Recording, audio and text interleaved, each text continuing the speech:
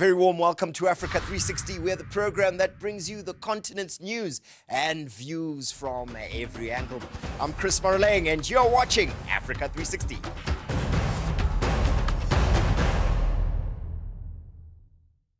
South Africa's Department of Public Enterprises recently launched its Africa strategy.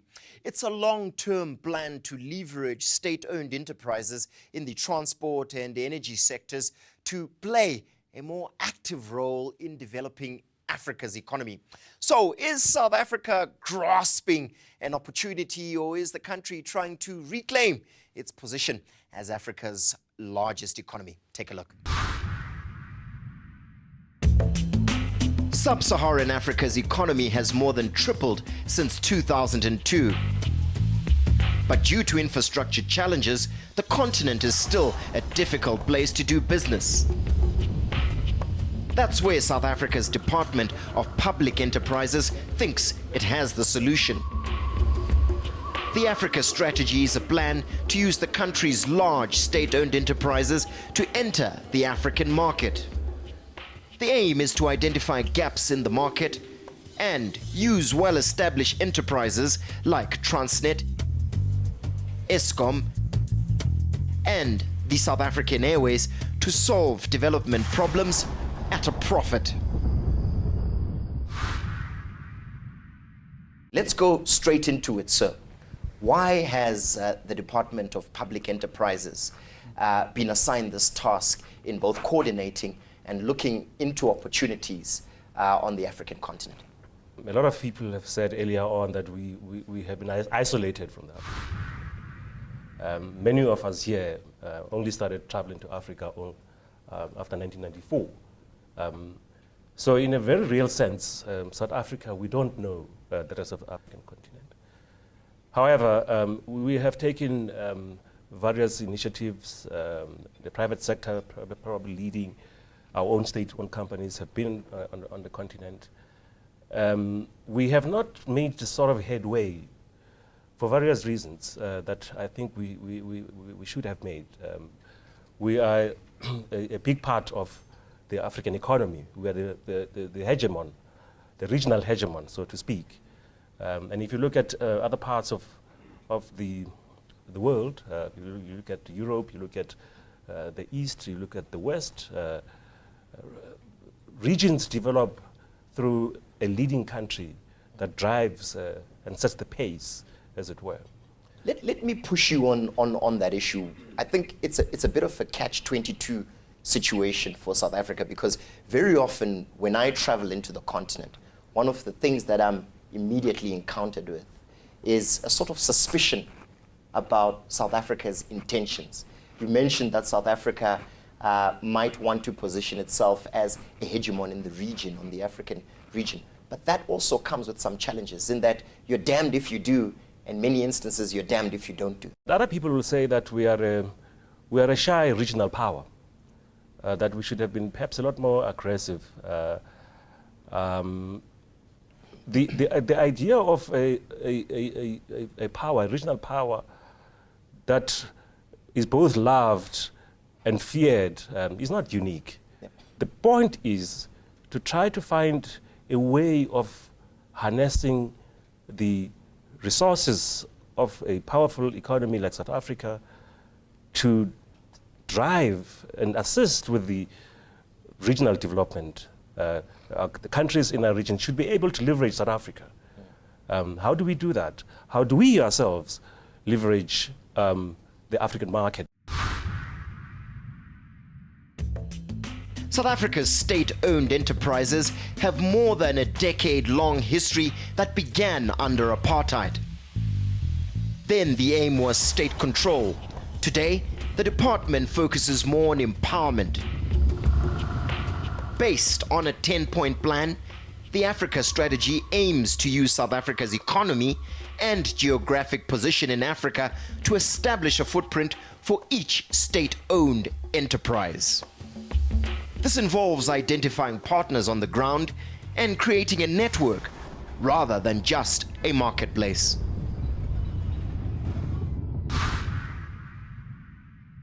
The facts about Africa are that it is probably the fastest growing region in the world today.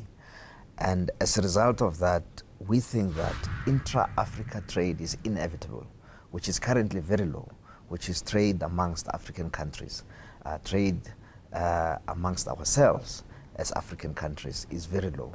But with the growth of our economies, this is inevitable. We also think that it is going to be underpinned by a growing manufacturing sector. And in fact, this is the missing link in the growth story of Africa, that manufacturing has to grow faster than it is growing. With the growth of manufacturing and intra-Africa trade, we think that infrastructure is going to be required. And so we must start talking about a continental port system that interacts with the rest of the world.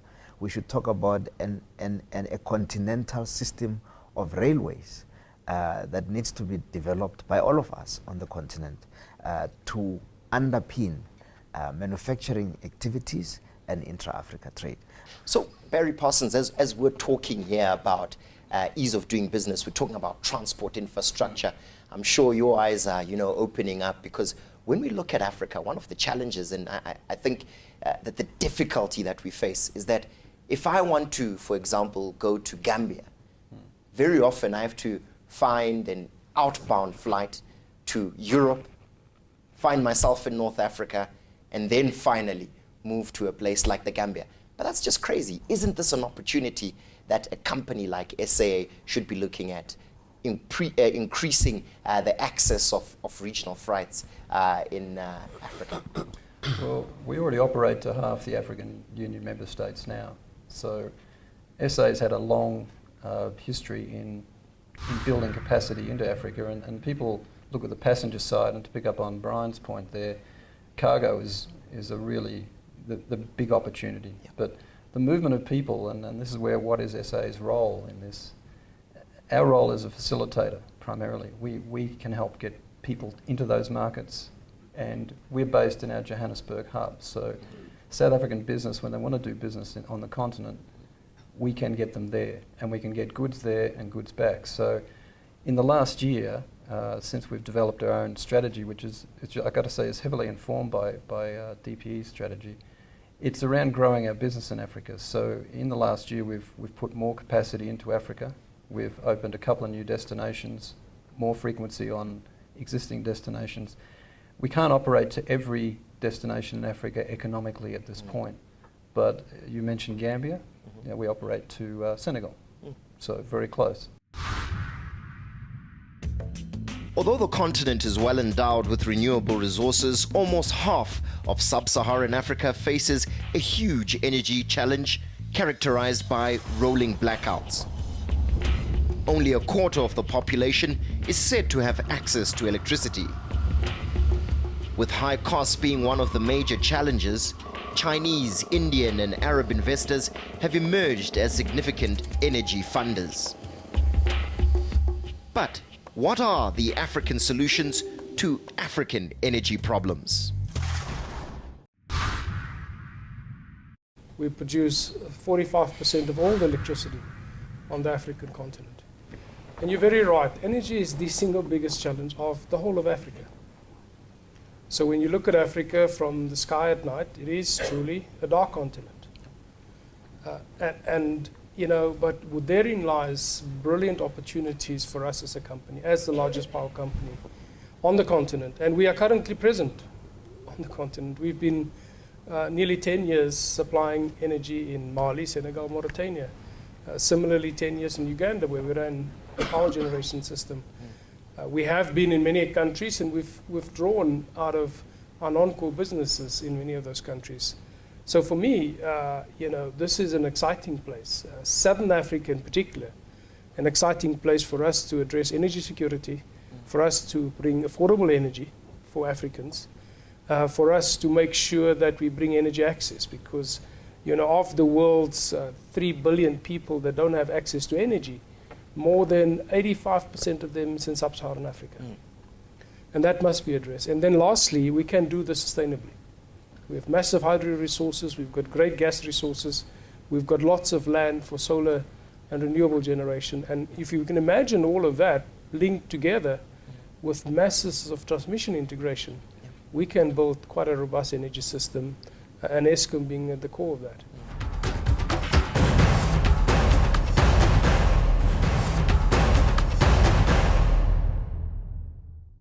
Welcome back. This is Africa 360. This week, if you're just joining us, we're discussing the Department of Public Enterprises Africa Strategy, a plan for South Africa's state-owned entities to enter African economies more vigorously. But these very state-owned entities have been beset with challenges in their domestic market and have had to learn some very tough lessons. Still, experience doesn't guarantee profit. So, where will the money come from?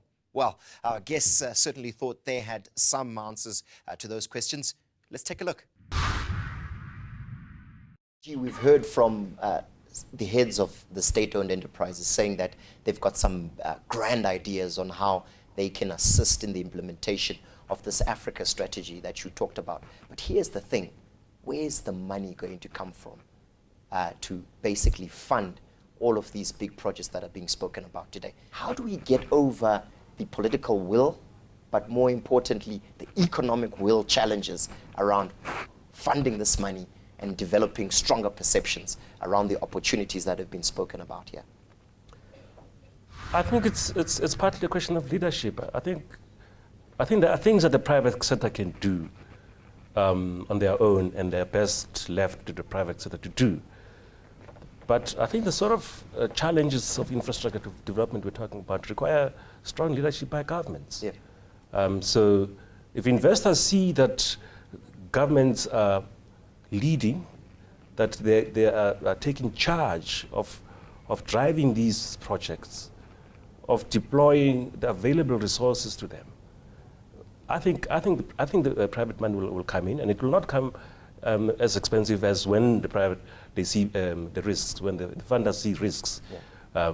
So it's about risks, it's about how we work together to manage the risks, to pool the risks, and thereby make sure that all the parties that can come. In 2012, the South African government adopted the National Infrastructure Plan. To coordinate the mammoth task of implementing the plan, the Presidential Infrastructure Coordinating Commission was established. With a budgeted capital injection of almost $80 billion over 3 years, the plan targets 18 major integrated projects.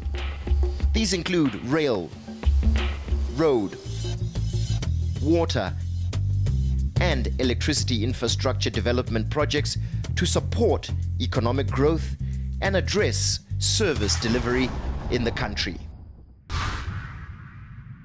As you know, South Africa is leading the North-South Corridor.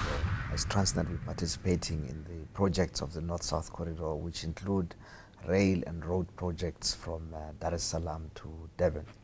But beyond that, in the other corridors, we're very interested to see the development of rail, and alongside the development of rail, the development of the ports that are aligned with the development of the Africa Union projects.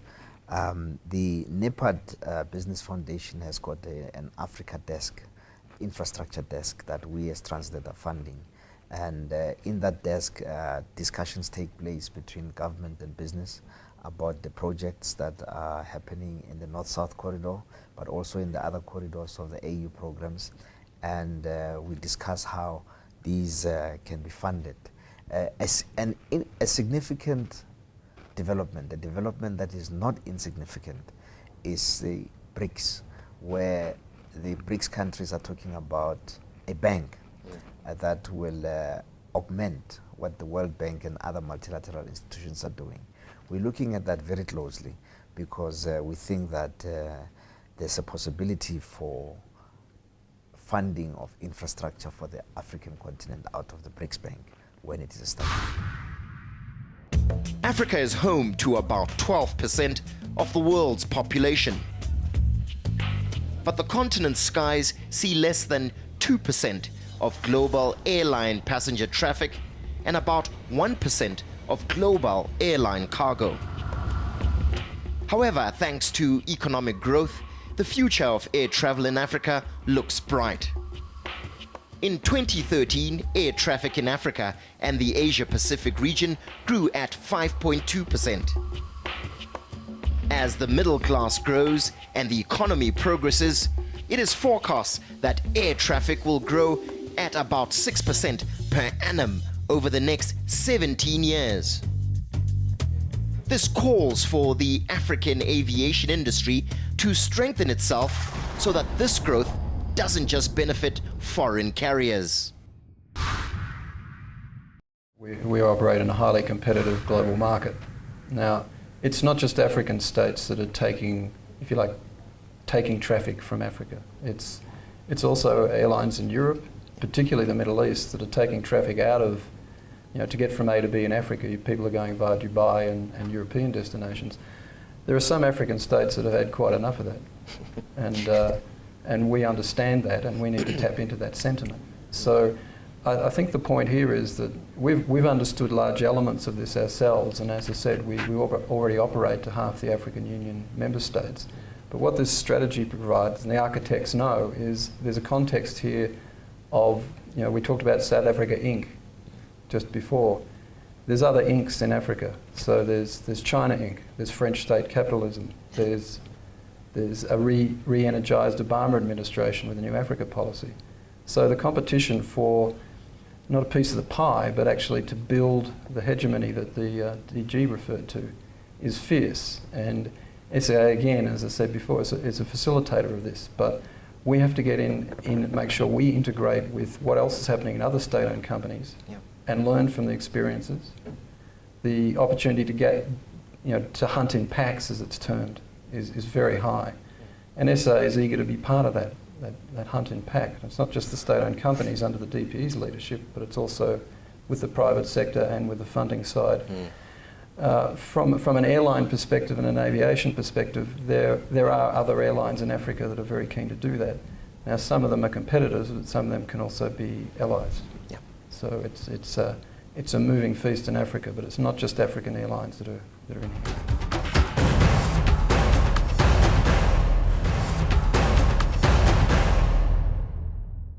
Welcome back to Africa 360. This week, the show comes to you from a panel discussion we hosted with the Department of Public Enterprises on their recently launched Africa strategy. We gave our live audience the chance to challenge experts, and this is how it went. Questions from the floor. First of all, I'd really like to applaud DPE for this strategy initiative. But the question is that as the SOCs go into these particular countries, how would they select the private company that they would like to operate with in those particular countries? Fantastic. Let's start with you, Mr. Molefe, and work our way down that way. I think that the way that we select partners would have to be informed by the conditions and the circumstances around each project. But the broad principles would be that we involve local partners as well. It's quite critical that in the areas that we go to, we have to get people that are operating in those areas to be involved in the projects, guided, of course, by the leaders of the projects in the areas that we go to. We will take some of our South African partners, but it is going to be very important to involve local partners as far as possible in the projects that we do in other countries. The Department of Public Enterprises Africa strategy may be a new initiative, but South Africa's Ministry of Trade and Industry, or the DTI, has already laid the foundation. One of the DTI's core programs is international trade and economic development. The program focuses on strengthening trade and investment links with key African economies and fostering development. This includes regional and continental integration in line with the new Partnership for Africa's Development, or NEPAD. I was wondering if the DPE has considered working with the DTI to access the markets in Africa, because it's the DTI's mandate. Putting this strategy together has been a collaborative process between DPE and Department of Trade and Industry. In fact, we kind of follow the Department of Trade and Industry, which has a long history of presence on the African continent. They have been our partner. But of course, our focus is with regard to the state enterprise sector, which is a subset of the focus of DTI. DTI looks at all businesses, both state-owned. They work with our state-owned companies, but they also work with the private sector. So it's a very important point. We need to leverage the roles and the capacities and the contributions of all of the departments in government for a start, but also state-owned companies. I'm going to ask our distinguished panel just to give us some final words. And I think the question that I have for you is, as you consider how to wrap up our conversation today, is do you believe in the potential of this Africa strategy, particularly considering the impediments to its implementation? And I'll start with you, Mr. Damas, work our way and end with the DG. Yeah, I mean, the answer is yes. You know, this is the most exciting opportunity for us as a country and for us as companies. And it's not going to be about the impediments.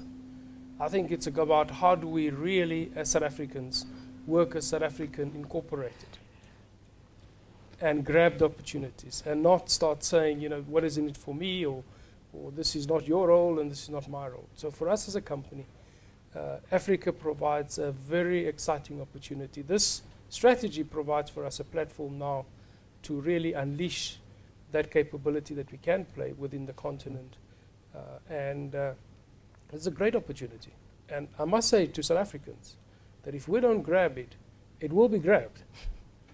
And the question is, how do we make sure we bring a value to our colleagues on the continent? It's possible. It's got enormous potential, and you know the department's to be applauded. It's a great opportunity to actually organise a South Africa Inc. approach, and if you like, the competition is already well organised and well entrenched. So this provides a platform for integration, coordination, selecting markets, entering markets, and developing infrastructure in Africa from SA's perspective. I think it's a fantastic opportunity. Great. Yeah, yes, we do. I think that this strategy presents is a milestone in trying to bring us together as Africans, as partners, equal partners on the African continent, to work together for the industrialization of the continent, as well as to develop the infrastructure that will support the industrialization as well as intra-Africa trade. But I think it is going to be very important for us to think of ourselves as equal partners on the continent, and this strategy goes a long way in doing that. Close it for us, DG. I think what will distinguish this strategy from everything else that we've done is that it's going to build on our lessons, on experience that we've had. Not only the experience of state-owned companies, but the experience of the private sector. We need to harness the lessons learned. We need to look at and learn from where we were successful and where we were not successful, and how do we build on that. But the second point is that the strategy is also a response to the African countries that want to work with us. They say, we want to work with you, but perhaps you need to be a lot more organized. You have to be a lot more united. Your private sectors, your state-owned companies, and in fact the government as well.